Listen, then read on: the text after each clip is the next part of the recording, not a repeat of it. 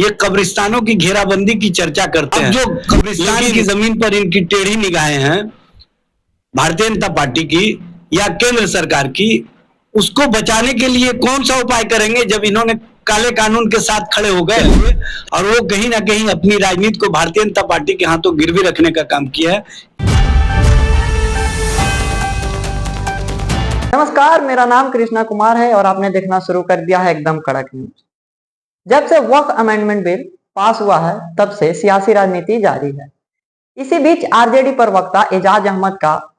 वक्फ bill पर JDU और BJP को घेरते हुए उन्होंने क्या बोला है, आइए देखते हैं। देखिए, वक्फ संशोधन विधेयक पहले प्रस्तुत किया गया, अब कानून बन गया, लेकिन इसमें जिस तरह से भारतीय जनता पार्टी ने राजनीति किया और संविधान और संवैधानिक व्यवस्था के खिलाफ जिस तरह से जाकर के कार्य किया है, यह स्पष्ट रूप से दिखता है। भारत के संविधान के आर्टिकल 26 और 25 का वायलेशन हुआ है, 14 और 15 का वायलेशन हुआ है, और जो दो गैर मुस्लिम सदस्य उसमें डालने की बात हुई है, यह स्पष्ट करता है कि कहीं ना कहीं धार्मिक आजादी को छीना जा रहा है, फंडामेंटल राइट्स को छीना जा रहा है। भारतीय जनता पार्टी को बाबा साहब भीमराव अंबेडकर के संविधान और संवैधानिक व्यवस्था पर यकीन नहीं है, इसीलिए वो एक प्रयोग के तौर पर इस बिल को लाने का काम किया। भारतीय जनता पार्टी जिस तरह की राजनीति करती है, उस राजनीति का पोल भी खुल चुका है। और जिस तरह से जनता दल यू के नेता कहा करते थे कि हम मुसलमानों के हित में, हम मुसलमानों के लिए बहुत कुछ किया, सेकुलर कैरेक्टर है, उनके सेकुलर कैरेक्टर का पूरी तरह से पर्दाफाश हो गया। और जिस तरह से ललन सिंह ने लोकसभा में और संजय झा ने राज्यसभा में भाषण दिया, ये भारतीय जनता पार्टी से भी अधिक खतरनाक भाषण दिए, और ऐसा लगा कि भारतीय जनता पार्टी के विचारों में इन्होंने जनता दल यू को आत्मसात कर लिया है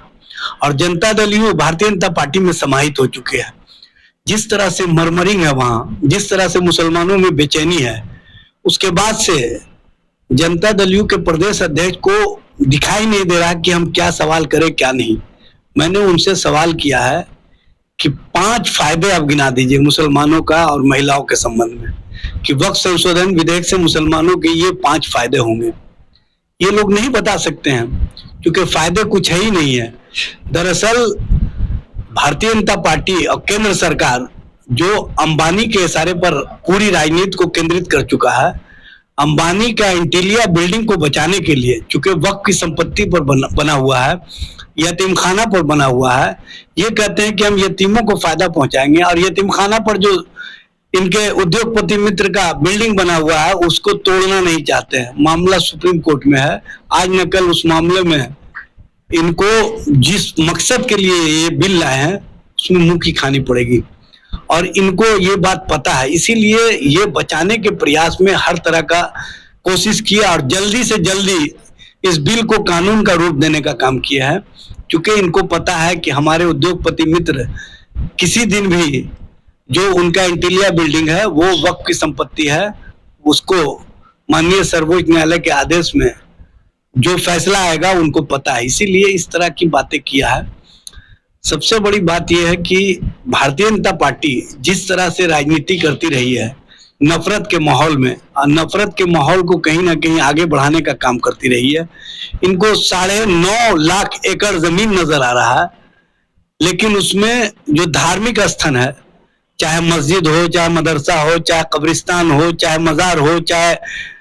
खानका हो या दीगर इदारे हो, वो नजर नहीं आ रहे हैं।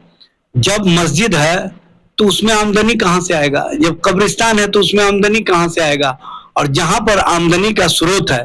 तो उसको बढ़ाने के लिए ये अपने जो कानून पहले से बना हुआ था उसमें ही तलाशते ने कि आमदनी कैसे बढ़ाया जा सकता है, इसमें आम लोगों को फायदा कैसे पहुंचाया जा सकता है। लेकिन केंद्र की जो सेंट्रल वक्फ बोर्ड है उसमें 11 सालों से अध्यक्ष बने हुए हैं जो भारतीय जनता पार्टी के लोग हैं, और बिहार में 2008 से एक ही व्यक्ति वक्फ बोर्ड का चेयरमैन है 17 वर्षों से। समझ लीजिए कि क्या स्थिति इन लोगों ने बना दिया है, और ये लोग मुसलमानों को बदनाम करना चाहते हैं, जबकि सबको पता है कि जो वक्फ कमेटियां बनती है वो राज्य सरकारों के जो कार्यकर्ता या राज्य सरकारों के जो पदाधिकारी होते हैं उनके माध्यम से बनाई जाती है। और कहीं ना कहीं इसमें राज्य सरकार के ही लोग या राज्य सरकार के अंतर्गत जिन पार्टियों की सरकार होती है उन पार्टियों के लोग शामिल होते हैं। तो इस तरह की राजनीति का जो परसेप्शन खड़ा किया जा रहा है मुसलमानों को बदनाम करने के लिए, ये राजनीति अब चलने वाला नहीं है।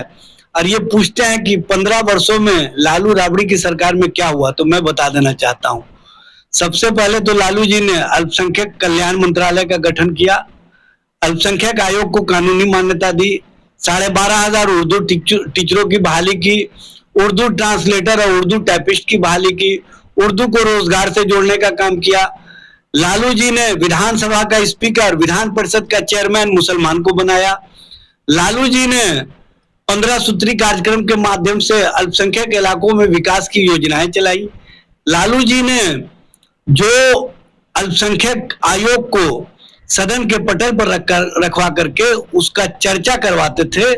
उससे अल्पसंख्यकों के हितों में कार्य होते थे। लालू जी के कार्यकाल के समय में अल्पसंख्यक विकास योजनाएं हर घर तक पहुंची, जबकि इनके द्वारा क्या किया जा रहा है, ये कब्रिस्तानों की घेराबंदी की चर्चा करते हैं,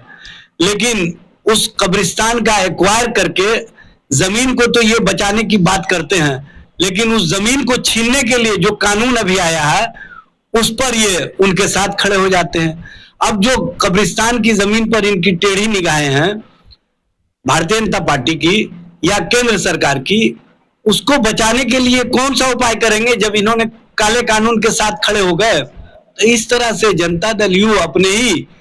जो कहा करते थे कि हम मुसलमानों के लिए और सेकुलर कैरेक्टर के लिए जाने जाते हैं, वो अपनी राजनीति को, अपने अध्याय को यहीं समाप्त कर लिए और वो कहीं ना कहीं अपनी राजनीति को भारतीय जनता पार्टी के हाथों गिरवी रखने का काम किया है। ये बताने की आवश्यकता नहीं है और सबको पता है कि वक्फ जो होता है वो अल्लाह के नाम पर होता है और जो धार्मिक कार्य के लिए दिए जाते हैं उस जमीन में आर्थिक नफा और नुकसान नहीं देखा जाता है, उसमें यह देखा जाता है कि धार्मिक कार्य हो रहे कि नहीं, जिस कामों के लिए, जिस मकसद के लिए वक्फ किए गए थे जमीन, वो काम हो रहे कि नहीं, ये सरकार को देखना था। लेकिन सरकार उसका आर्थिक पहलू देख रही है। तो आर्थिक पहलू देखने का मतलब है कि ये जो वक्फ की संपत्तियां हैं उसको अपने उद्योगपति मित्रों को देने का